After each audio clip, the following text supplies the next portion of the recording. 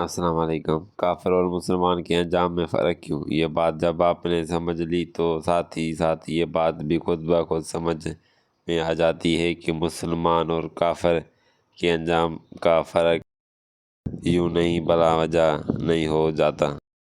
दरअसल अंजाम का फ़र्क आगाज़ है कि फ़र्क का नतीजा है।